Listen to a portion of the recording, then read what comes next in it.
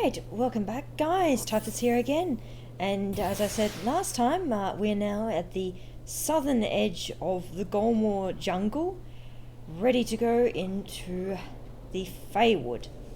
So in the Feywood here, our checklist includes defeating the Mandragora, which I think is going to be a blink and you miss it boss. Potentially defeating the Marlborough Mark that spawns in the same area once the Rafflesia boss is, not Mandragora, Rafflesia boss is done. Progressing through and defeating the Daedalus boss, which is right at the beginning of the Guravagan. Boo. Well, I'll be keeping the mini-map overlay up in this section because this section is a maze and I don't want to spend the entire time getting lost. And even more so in the later areas of the Feywood, where your little mini-map up in the corner is completely blocked. But fortunately in the Zodiac Age version, unlike in the original PS2 versions of the game, you have a map overlay, so having your mini-map fuzzed or static interference doesn't matter one zot. And poor Van is stuck over this side. That's fine. Oh, he's slowed as well. That's fine. Oh, well, yeah, slow doesn't matter at all anyway, because they've got no ATB charge on their regular attacks. So we're defeating all the enemies here. All the Tartaruses and Hellhounds, which I guess implies that Guravagan is the gates of hell, maybe? Given that Tartarus is the ancient Greek name for the underworld, not to be confused with a hell. And the Mirror Knights. These ones, guys, if you're playing casually, are pretty good for farming up some money. Their Wind Slice Opinions drop for a decent gil.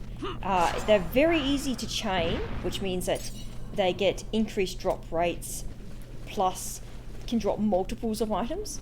And they also drop Mirror Mail, which again, I think that one sells for getting on close to 8k or maybe 4k a piece.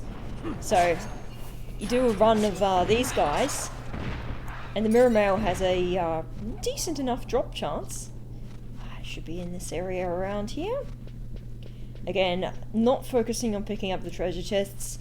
I've got more than enough good equipment on these guys. The only thing I could probably hope for in a treasure chest is picking up a Sooner, which that could be in a treasure. I have a Sooner gun. Oh, there's a treasure in here. I did not even realize that a treasure could spawn in this zone. It's a tiny zone, so where is that little treasury dude hiding? Is it, that's our save crystal? If I just gone and like just somehow managed to completely... There it is, hiding in the corner. Yeah, I wasn't expecting a... it's only a potion anyway. Yeah, I didn't actually realise that treasures could spawn in this little zone. Well, now I learned. I guess that one has like such a small spawn chance normally. Now, this boss going to be blink and you miss it? Yep. 2 attacks from Van. That HP drain field, that did not matter whatsoever. Okay, so now we're going to be spawning the Mark. This particular Mark might have... be a little bit more tricky because it puts up a paling when it's on low HP. It also has a bunch of friends with it, but the friends are going to die to Van's sword. So I know that I did pick up Dark Gar. Oh, hey, and Zalera, that's the last time I have looked at this for a while. I picked up Dark Gar. So I think for Van, because if the as the boss does put up a physical invulnerability paling, having the physical attacks is not going to do anything to it, but I did also pick up a Mystic Armor that happens to have cast times 0. I can't remember exactly which one it is, so I'm just going to buy all of them. And what's that spell up there? Renew. Why not? Not that you ever cast it. Alright, that's everything. So once I get the mark down to low HP, provided it doesn't pull some status effect bullshittery on me, because it is a Malboro with little Malboro pups, which is so little cute following it around. Oh well, there they see ya. Okay, he can hit for pretty hard damage. Good to know. Okay, and Varn's also hitting for lemon good damage there. Okay, he didn't even have a chance to put on his paling. I was worried for absolutely nothing. Well, Malboro is gone and done. That's just so blimmin' OP, how OP that sword is for Varn. With Berserk, and Bravery, and some good status buffs as well. Because I'm pretty sure I've still got the equipment that gives him a good strength boost. Oh, well, that was a bit of a nothingness to it. Yeah. The Feywood, when you first play this area, just would take so long because the visibility, as you can see, is like nothing. You got all these super dense mists. All the monsters hiding in the mists. They are pretty high level monsters, but you know, I'm also pretty high level. And yeah, just trying to find your way. Especially if you look up at the mini-map now, it's staticked out. Oh hey, Snakey. So yeah, finding your way is even worse. This pot here is not a treasure, technically. It's just a map pot, so... And now our map for the area is complete. Or at least for the southern section of the Feywood, because there is a separate candle for the northern section, but I didn't get it. Because it, well, doesn't really matter, and it's hidden in one of the little corner alcoves somewhere. Hey. More dead Mirror-Knights. More loot. With luck I'll be able to get another Bizarre Good or two. And maybe it'll not be a absolutely useless Zodiac Spear with 16 attack. Okay, so this area is and the next area are the ones that'll probably... ones you may not remember terribly fondly. Because it's not quite straightforward to get there. Okay, so there's a Feywood glyph here. Come on. Examine the pattern. So this one you kind of have to go in the right direction. There you are. One of the directions will have woodland showing, and essentially you go between each of the towers. You have to trigger them all, otherwise you kind of loop back. But don't need to go chasing him. Where's the other one? Oh. Oh, is this one... Okay, is this one that's... Pretty sure you didn't have to trigger them all. Well, up there it is. This way. I didn't think you actually had to trigger the text box on them all. But they are designed there. You go to the first one, which you can see from entering this area, and then from there it sort of gives you a direction in an area where you don't have a mini-map, unless you have the map overlay, which makes things way easier. And there, see? It just points you to the next area. This next area is also a bit more tricky, as you do have to do that, but then you also have to go through these things. There's no way around that. So this one here doesn't have a one. There's one of them which is a sort of like false one, and this is the false one. Pause for vast bravering, everyone. And this is also an area that is an absolute curse for finding treasures, because you got sort of visibility, and then okay, so these aren't. I thought there should only be one. That's not activated. Don't tell me I have to go walk back to the other area because the one up there did not trigger. Okay. Yeah, sort of visibility in this area, and there you go, got one that's active. Yeah, so there's a couple of ones that do not need to be activated. Alright, so we swipe around, and there we go. That's the way we go.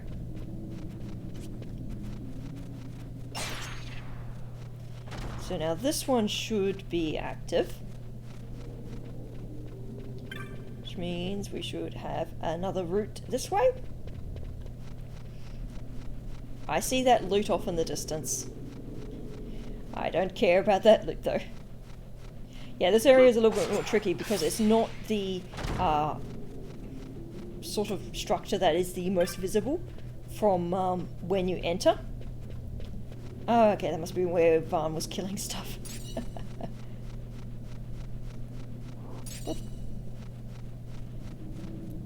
Continuing on. And then I believe it should be down in here. Yeah, imagine trying to navigate this area without the map overlay. It's just an absolute nightmare. Okay, get rid of these behemoths. Some nice tanned hides. Alright, and then out this way. And then the bit that I remember getting stuck on, the Gigas Gate. Because I don't think I bothered reading the inscription. So Gigas Summoner Gate's powers is yours to claim. Beyond the one gate lies sacred Guravagan. Over the one gate, the Gigas holds sway. So, remember, if you're playing in the base game without any randomizer, way back, right at the beginning, that very first summon that you get, remember that it's called Belias the Gigas? So you have to have Belias equipped to someone, and then you have to summon Belias, because in the PS2 version of this, summons look cool.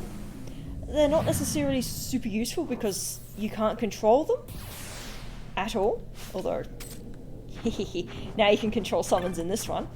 Alright, so, and you have to have Belias out. So I know when I played the game as a kid, I never really used summons because I didn't see the value.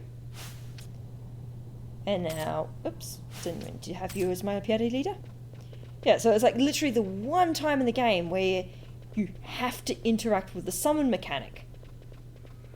And it's just kind of weird. And it's from the alternate, well, the sort of title of the summon that you see once. And unless you're looking in the clan primer under the summons entry, you're probably going to forget that Belias is called the Gigas. And that the Gigas that on the gate is referring to Belias. Or you look at a guide. Alright, so now we have the gates of Guravagan. Alright, we've got the Waystone. It's a really big Waystone compared to the ones that we've seen previously. Previously we've seen the ones in Wraithfall, which are a bit bigger than a human, but this one's getting on 2-3 times taller than a human. And I guess it's sort of to emphasize the fact that this place was created by beings other than humans. Like all the stuff, all the steps, architecture, everything is larger than what would be for a human. Alright, and Daedalus, are you going to survive more than 2 hits from Varn? 1, 2... You managed to just survive more than 2 hits? Good on ya. And you are also worth talking to Montblanc. Alright, so this one is the one to Guravagan proper, which I will do later. There's 2 boss checks in there, there's a mark in there, and you do acquire an Esper, which would bring my Esper count up to 3. I would still need to get another Esper to be able to get anything out of that. But we'll see. So, I have 2 bosses to report back to Mont Blanc with, and 1 mark. Whoops. And the said mark should be in Erot Village. Yes, he is in Erot. There is another hunt mark that lives in the Feywood. However, I am very definitely not going to take that one on, because that one, the Behemoth King, spams AoE stop, and I have no feasible way of protecting against it, or healing it.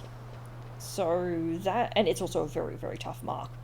So that's not going to be a smart thing to go do. I'm just going to quickly double check where the petitioner is. Alright, Erot, where are you located? You're located all the way up there. Awesome. So the Behemoth King, I will want someone who is able to cure stop. I don't have enough or any Chronos tears.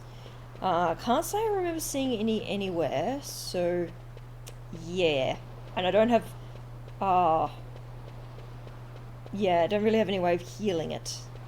I believe haste would work, but then I'm having to spam haste to go, and then praying that Barsh does not get stopped. Even though Van would be doing a lot of damage, I don't know if he'd be able to do enough. Okay, so we've got the Malboro done and dusted, the wild variant, shell shields, and a teleport stone, and a little bit of gil. Well, you were not a very useful hunt. Although the shell shields are kind of cool, but I know that I have seen them in at least 1 or 2 shops. So hopefully our Mont Blanc clan primer rewards can yield us something. If not, what would be the best next port of call? I will accept the rest of the hunts, because I had never accepted all of the elite marks. Possibly go on do as many of the elite marks as I can. It might be worth doing a trip to the Zertinian Caverns next time. I can do 2 hunts there in that run and an Esper. Alright, what have you got again? Oh yeah, the Turin Soul. Super not worth it. Yep. Plus... Yep, that protects against death. I never end up... Yeah, don't need the Windbreaker. Doubles license points. Yeah, license points is not an issue either. Yep, nope, nothing of good. I knew I'd already looked at him, but you know, it doesn't hurt. Might pick up an armor that could potentially be useful in a niche situation. I like having one that nulls MP usage, stuff like that. Or auto bubble. Let's see. Might get something good out of this. Well, on the plus side, I am well and truly not short on money. Stuff to sell? Alright. Bazaar goods? Yeah. Oh, that's all. Wow. Oh, and I got first aid. Right. Okay, so, and you don't count as a petitioner. Alright, how many crystals do I have? 7. Okay, cool. Off to Rabanasta. And hope that I can get something good out of Mont Blanc. Yeah, everything now is beginning to be a bit longer in between sections. I do not need the minimap up anymore. I'm out of that horrible Feywood with the getting lost everywhere. Alright, we want Sansi. I think Sansi and Ruthru Bazaar are about equidistant from the clan hall.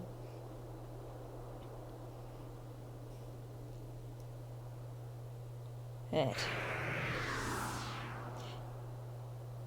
Yes, all the rest of the checks are getting on to the point of, yeah, nothing is quick, necessarily.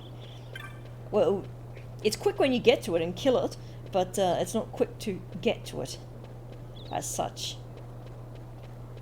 So you're just running through all the locations that I can possibly do. And yeah, it's beginning to get low on what I can do.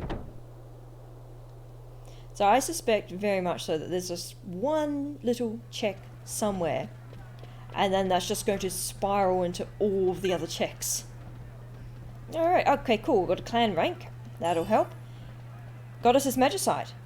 Yes. Yes, please. Awesome. I can go and do the airship escape scene section to get, quote-unquote, ash and a pine wood chop. Cool. Alright, and we've got another clan rank as well. Meteorite. Okay, whatever. Alright, defeated the King Bomb. Oh, did I not get... Okay! And Sword of Kings. I completely forgot to check this Bomb King. Alright, Sword of Kings. Awesome. That's... If I was doing the Pharos, that would be a really useful check. Mithuna. That is a gun. From memory. Daedalus is... Medallion of Bravery. Right. New marks. Okay, Trickster. Yes. Alright, Petitioner is located in the Paramana Rift. Awesome, that's easy.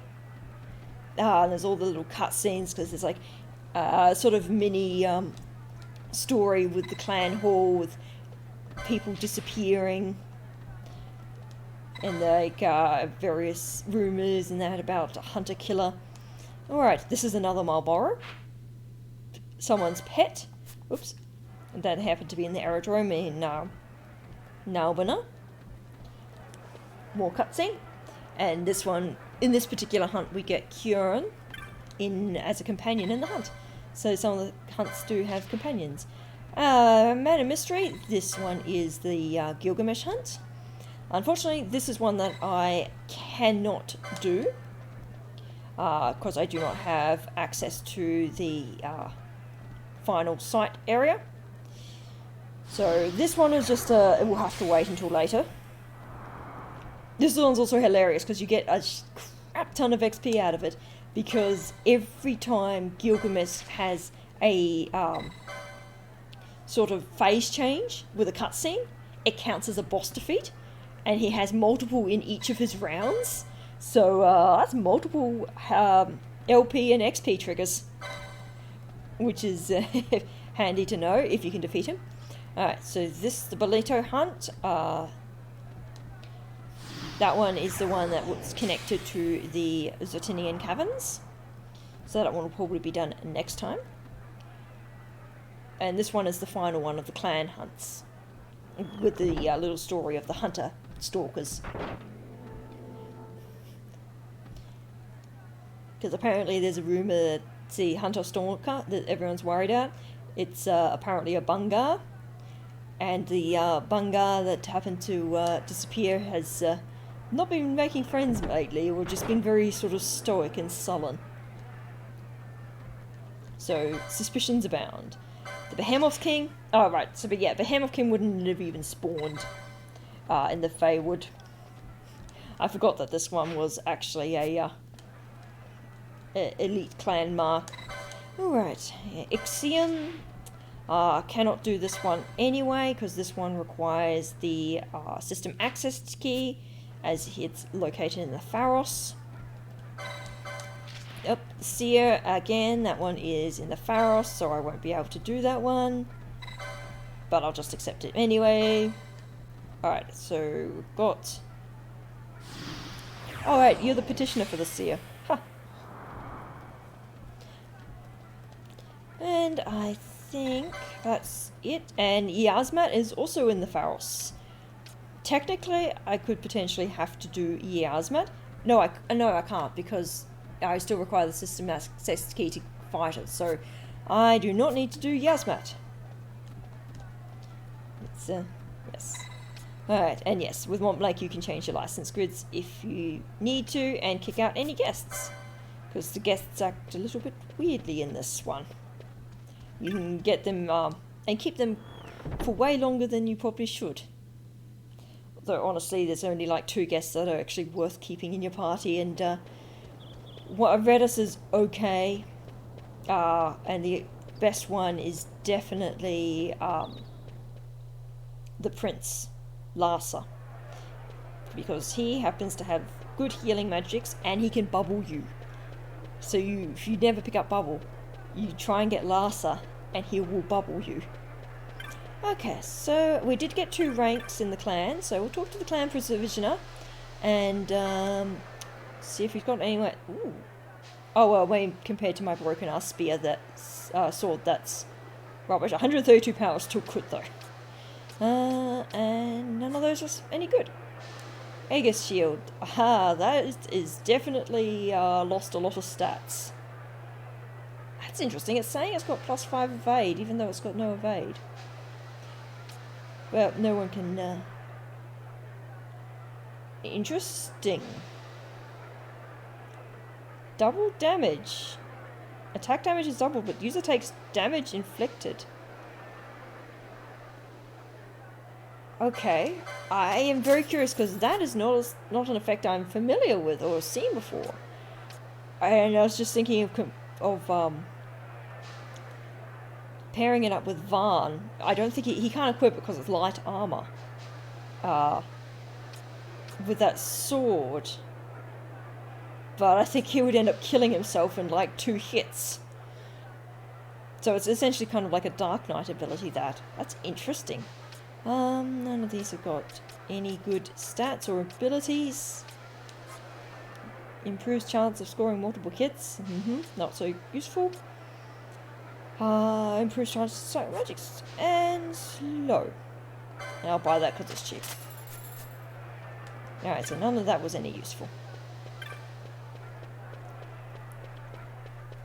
But I think that'll be about good time to call it an end. I would say next time it's going to be a trip to the Zertinian Caverns, I think, and hopefully we can get some good stuff there. Until next time, thank you for watching. Type this out. Bye.